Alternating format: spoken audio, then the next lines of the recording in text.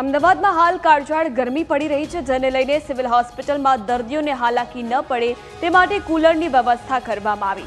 હોસ્પિટલના અલગ અલગ વોર્ડમાં 70 જેટલા કુલર મૂકવામાં આવ્યા છે અને દર્દીઓને ગરમીમાં શેકાવું ન પડે તેનું ધ્યાન રખાયું છે।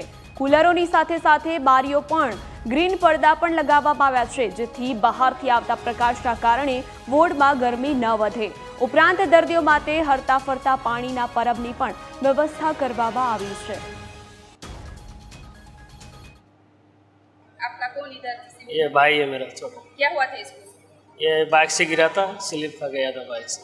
तो ये इतनी गर्मी पड़ रही है अहमदाबाद में, तो ये इधर सिविल हॉस्पिटल ने जो कूलर की व्यवस्था की है इसके ऊपर क्या कहना आपको? ये अच्छा किया, गर्मी बहुत थी इसके हिसाब से। कितने टाइम से ये कूलर लगवाए?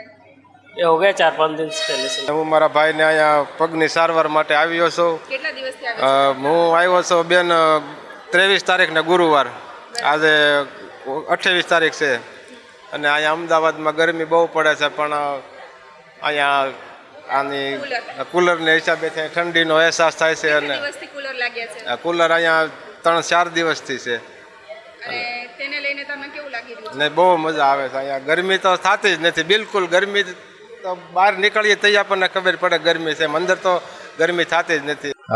અત્યારનો જે આજે ગયા અઠવાડિયા 2 અઠવાડિયાથી જે હીટવેવ ચાલુ છે એ હીટવેવના હિસાબમાં ઘણા દર્દીઓને હીટ સ્ટ્રોક થવાની શક્યતાઓ રહે છે। અહીંયા આગળ જે આપણા વોર્ડ છે એમાં 2 પ્રકારના વોર્ડ અમારી પાસે, એક છે સેન્ટ્રલ એસી છે અને અમુક છે સેન્ટ્રલ એસી નથી, સામાન્ય વોર્ડ છે। સામાન્ય વોર્ડમાં તમારી જે ટેમ્પરેચર ઇન્ટરનલ ટેમ્પરેચર છે એ અત્યંત વધી જતું હતું અને અમારા સરકારશ્રી તરફથી જે ગાઈડલાઇન આવી એ મુજબ એમણે કીધું કે જે બી જગ્યાએ નોન એસી રૂમ છે તમામ જગ્યાએ વોટર કુલર રાખી દર્દીઓને કમ્ફર્ટેબલ બનાવવાની જરૂર છે।